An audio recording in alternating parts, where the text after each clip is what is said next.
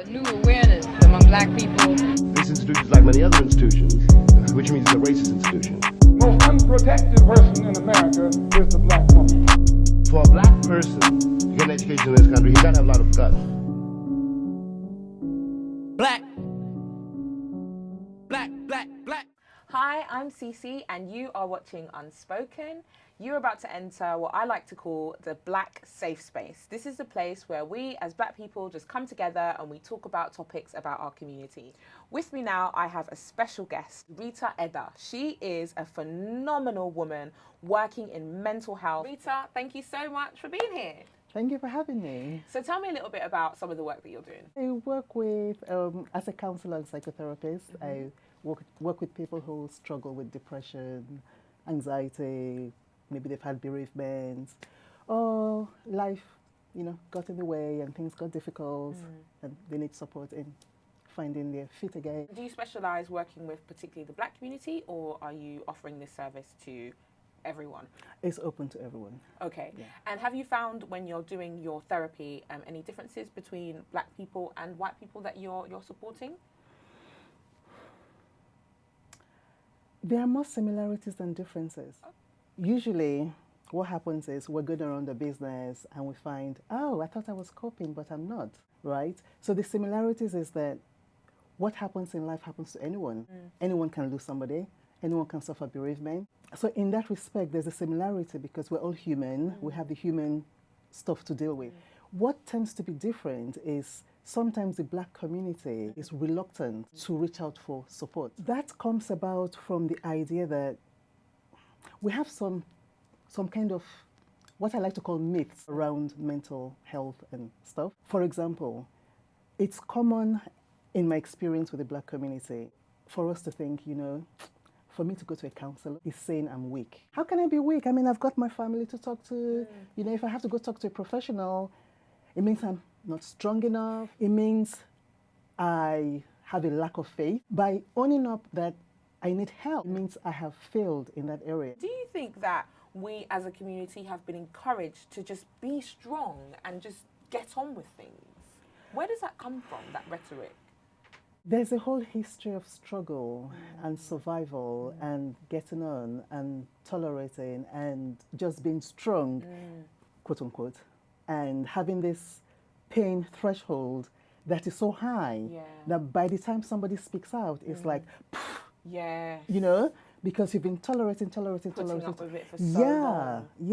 It's okay to say I'm struggling. We need to knock it on the head to say I've got to be a strong black man, or I've got to be a strong black woman. Right. Nobody can be strong all the time. And I think culturally that is really a huge issue in the community, but I don't even actually think it comes from us. I think that has been put on us. How do you kind of dismantle that? So I guess that's where we come in. Actually, it's okay to cry. And it's essential to cry.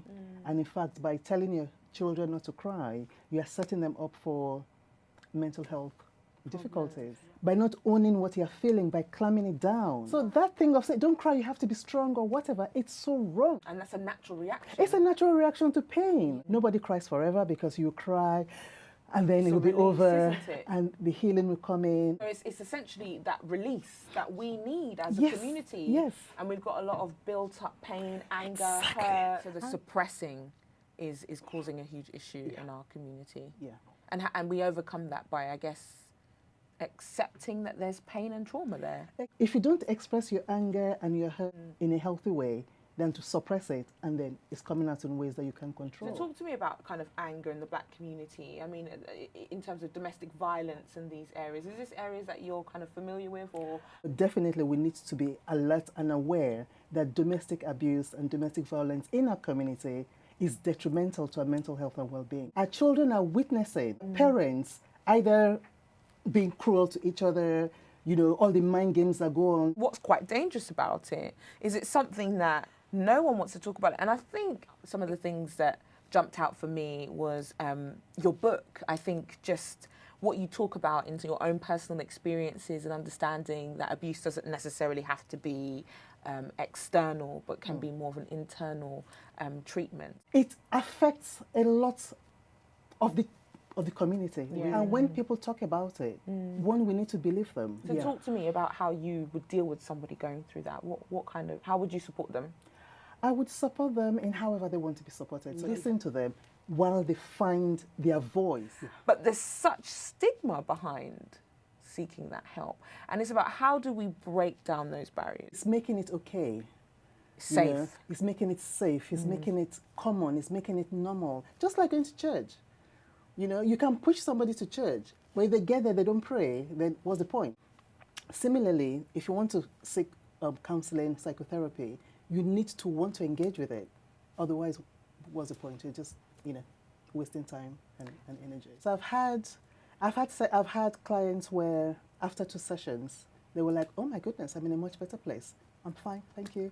Wow. Yep. I've had some that I've had every week, and then after a while, they're like, okay, let's do every other week. And then after a while, let's do like once in a while. Or some, we've had sessions for a while, and they go off, and then one day I get a text message to say, oh, have you got some space? I need to unpack. And you know, and so it can be flexible. I prefer to be open. I prefer to be led by the client because each person knows what they want. What made you get into this? Ooh, how much time have we got? We got time. A few years ago, where I was like really dissatisfied and disgruntled properly. And so the question for me then became, what do I want to do when I grow up? I've done a lot of things, yes. I'm skilled in a lot of areas, I know, I've been told, you know. But what do I really want to do? What's been prominent and what's been most satisfying for me is when I'm supporting somebody. If there's someone out there watching that really wants to get into this, kind of what advice would you give them? I would tell them to listen to themselves. Listen to yourself from the inside. There's a lot of, you should do this, or you should be doing that, or you should be doing the other. But what do you want? So through my research, I've noticed that there's just not a lot of black therapists out there. What do you think about that? So it's difficult to even know it's an option if you're not engaging with it. So we might know studying to become a doctor or going into the arts is an option. Do we know studying to become a therapist is an option? Actually, I was in counseling for a while as well and saw how that benefited me. So while I was searching, I thought, yeah, this has been useful to me as well. You know, so yes, accessing therapy ourselves will help us to know, yes, this is a viable option. Thank you so much, Rita, for coming. This has been a phenomenal, insightful interview, and I've really enjoyed it. Thank you so for much. having me. Thank you. And that's it. If you want to find out more about where you can find Rita and her book, all the information is in the links down below. Make sure you subscribe to our YouTube channel, follow us on Instagram. Make sure you like, comment, subscribe, tell us what you think.